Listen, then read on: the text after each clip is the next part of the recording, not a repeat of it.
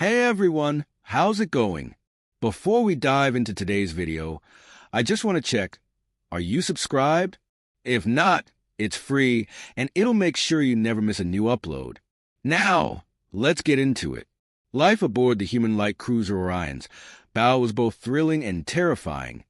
Far too often for Zavor's liking. The red-scaled EG Marine had faced dangers beyond imagination. Cults, giant monsters, and even a self-proclaimed emperor of space. He had seen more horrors than anyone being should and longed to return home to the EG conglomerate. Humans had a phrase for this, a wish upon a monkey's paw. It meant getting what you wanted, but in a way that made you regret it. His wish to return home was granted through a medical discharge.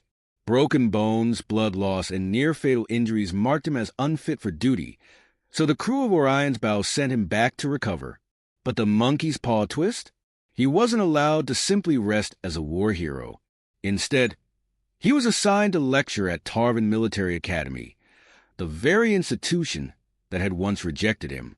The Academy, a symbol of prestige on the EEG homeworld, had consolidated multiple branches over generations. It was the best of the best. Zavor had never been invited to attend as a student, yet now he was required to teach. His injuries had healed enough to no longer be life-threatening, but they were still extremely inconvenient, as the doctors put it. Walking was too difficult, so he arrived at the academy in a track mobility chair. The moment he rolled into the lecture hall, the students reacted with quiet awe. His deep red scales were rare, his sheer height imposing, and despite his wounds, he still looked every bit the warrior. Professor Yarn, a young EEG woman with bright beige scales, introduced him. "You've served aboard a human exploration fleet," she said, her voice carrying a pleasant gurgle. "Could you tell us what that's like?" Zavor tilted his head back in a smirking gesture. In a word, terrifying. His deep voice rumbled through the hall. Or maybe horrifying is better. Lieutenant Kellen explained once. Terror is the fear of something coming. Horror is when you're living it. He took a breath, then started from the beginning. I was assigned to the human-like cruiser Orion's bow, named after a hunter's weapon from human myth. It's a HAB ship, meaning it can sustain itself indefinitely. Hydroponic systems provide food, water, and oxygen. The humans supplement the bland food with rations, but in theory, they could survive forever without resupply. He glanced at the students, their three-eyed gazes locked onto him. "You've all seen pictures of humans, right?" They murmured in agreement. "Good. Then let's start with the captain, Trent Riley. Humans have two names. The first is personal, the second belongs to their family. On their ships, they mostly use the second.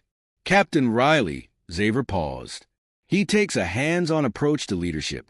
Despite having the same advanced communication tech as us, he prefers face-to-face conversations. That means you often see him walking the ship." Zavor let out a low chuckle. "The first time I saw him moving, I thought I was in trouble or we were under attack. He stalks through the corridors like he's hunting something. But that's just how he moves." Professor Yarn tilted her head. "That sounds intimidating." "It can be," Zavor admitted. "Humans are imposing in their own ways. They ignore extreme temperatures. Their endurance in combat is unmatched. But they're also strangely open, earnest, even. Captain Riley can be cunning in negotiations, but among his crew, he values honesty in a way we might not." He took another breath before continuing. "His executive officer, McBride, is different. Sharper, harder. Riley has a natural aggression, but McBride, he's always watching, always aware." Zavor leaned forward slightly, looking at his audience. "Humans are terrifying, yes, but they're also loyal. Their ships are unpredictable, their missions dangerous, and yet they never stop moving forward. Despite everything, Zavor knew one thing for certain. The moment he was cleared for duty, he would return to Orion's bow, back to the unknown,